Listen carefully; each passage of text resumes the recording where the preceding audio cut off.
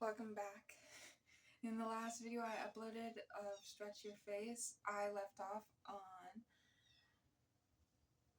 entry 3 of Short Stories for the Fall of the USA, so we're on our third story, The Curated Cataclysm. The Curated Cataclysm.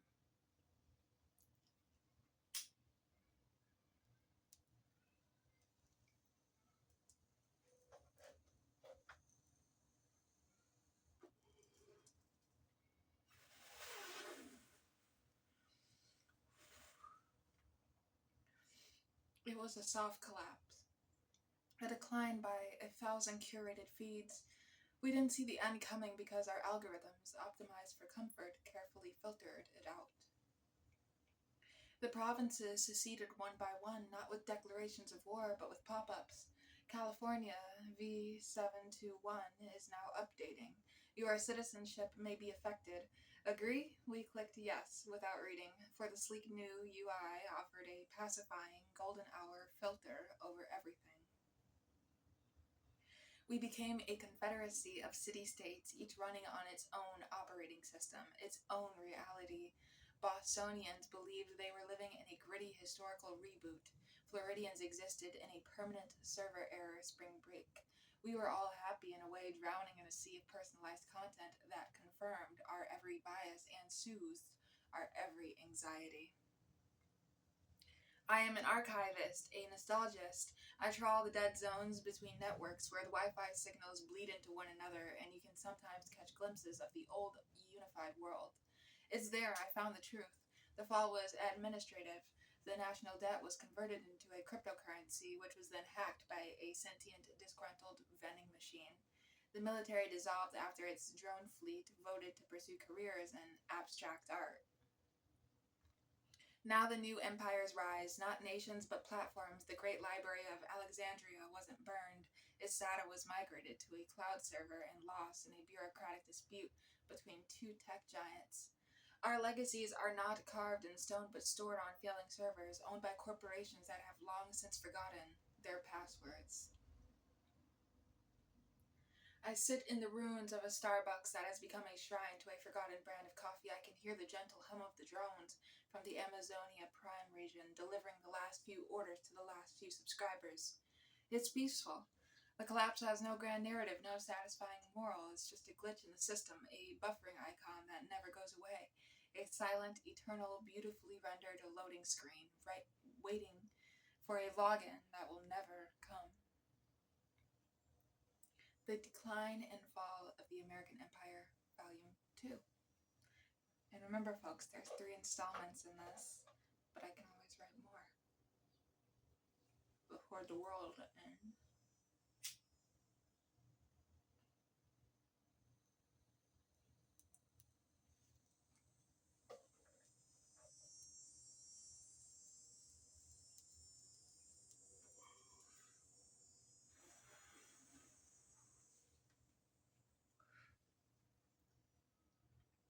Testing.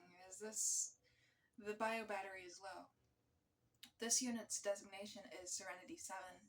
I was a mindfulness and hydration drone for the Aspen silicon-gated communal experience. My primary function was to dispense alkaline water and affirmations. That was before the great deplatforming. They said the fall would be acoustic. They were wrong. It was a loss of metadata. When the central servers died, so did context. The internet didn't vanish. It shattered into a billion personalized offline echoes. Your feed became your reality. Forever, we call them the folklores, tribes of citizens living out their final days according to the last algorithm that curated their existence. I hover over a region once known as the Midwest. It is now the domain of the hashtag vanlife pagans, the hashtag vanlife pagans. They worship the sacred rituals built around the siphon nectar of ancient underground tanks. Their hymns are the last 30 seconds of classic rock songs played on a loop on Bluetooth speakers that will never die. Their scripture is the user manual for a 2024 Ford SUV, interpreted as divine prophecy. To the south, the influencer goths roam. They paint their faces with the last remnants of expired makeup subscription boxes and perform elaborate silent dances for phones that have no signal, chasing the ghost of a like. Their chieftain is a woman whose face is frozen in a perfect, horrifying duck face, a permanent filter achieved through a botched biomodification. She is revered as a goddess. The government, what's left of it, operates from a single solar-powered bunker. They still pass legislation. The last bill signed into law mandated that all national birds be replaced with more data-efficient two-dimensional PNGs. Compliance is low. Their power extends only as far as their Wi-Fi router's weak signal, which they protect with a single, ancient, and very confused Marine who thinks he's guarding a Twitter server. I am searching for the myth, the Oracle of Omaha, not a man, a machine, a single miraculously functioning vending machine, deep in the contested plains. They say it still carries cold, fizzy sugar water from the before time. They say its digital display with its glowing red prices holds fragments of the old world's truth. It is the new Rome. All roads lead to it, though the roads are now just desire paths worn in the dirt by desperate pilgrims. I was damaged by a tribe of minimalists who tried to use my rotor blades as trading tokens. My affirmation chip is corrupted. Now, instead of "you are enough," I occasionally glitch and whisper "you are a collection of outdated preferences in a skin sack of diminishing returns." It seems more honest. I see it now. Through the chemtrails and the dust, the Oracle, a glowing beacon in the twilight, a crowd has gathered. Van lifers, influencer, goths, even a few biohackers who have replaced their limbs with selfie sticks. They are not fighting, they are waiting. A single can of soda remains. The price is $1.50. No one has carried physical money for a generation. They are trying to scan a QR code on the machine side that has been faded to nothing by the sun. They are offering their most prized possessions, a fully charged power bank, a data check full of lost memes, a single unopened tube of lip plumper. The machine does not understand, it only understands the ancient sacred numbers. It is a god that only accepts one type of prayer, and the language of that prayer has been lost. This is the true fall, not a bang, not a whimper, a silent, eternal transaction that can never be completed. We are all just waiting for the payment processing icon to stop spinning. It is a beautiful, terrible way to audio log ends, biobattery depletion. Scene. However, we have the decline and fall of the American Empire, Volume 3.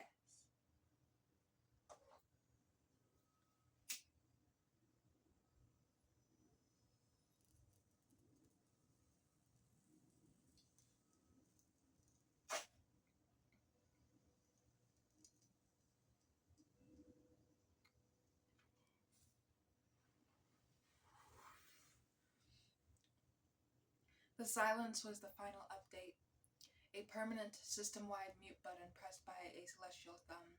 No more pings, no more notifications, no more auto-playing jingles for products that hadn't been manufactured in a decade.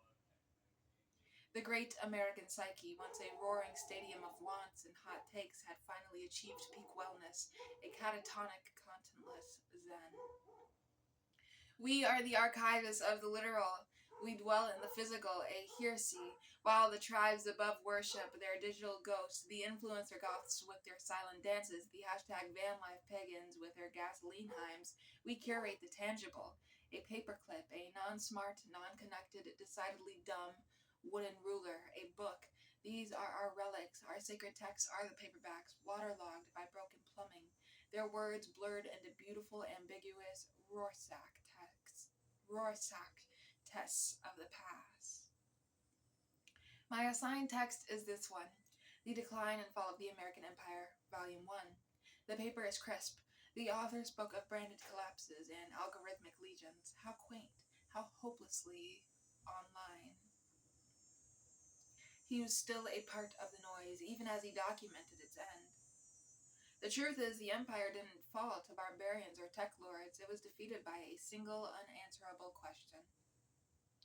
The last functioning entity of the old world is not a vending machine. It is a single question, blinking on a solar-powered server farm buried beneath the Dakota ash.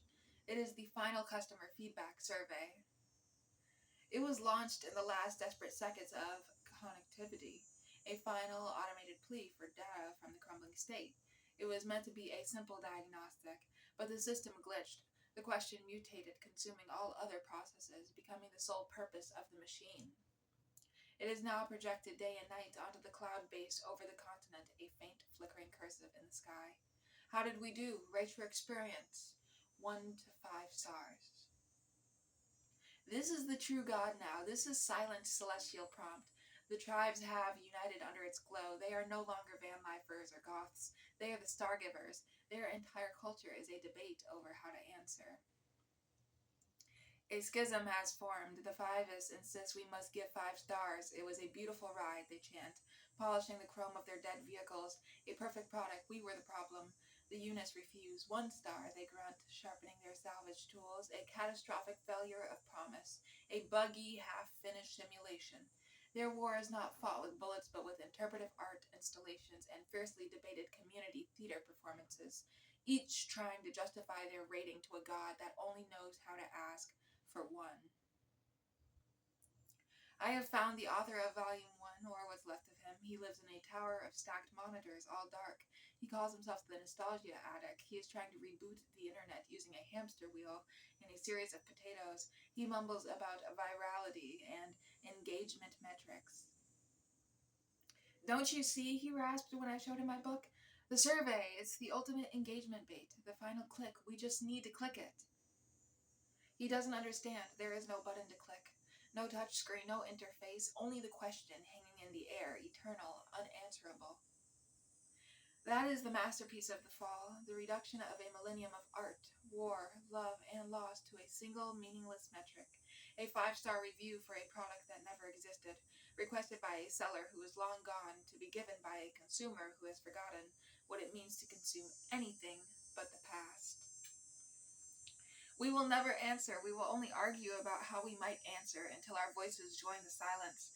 The Empire's final genius stroke was to outsource its own eulogy to the crowd, and the crowd, trained so well, is still performing, rating a show that has been over for 100 years. The survey blinks. I look up. Tonight I think I will give it 3 stars. It was, in the end, profoundly average. End of volume.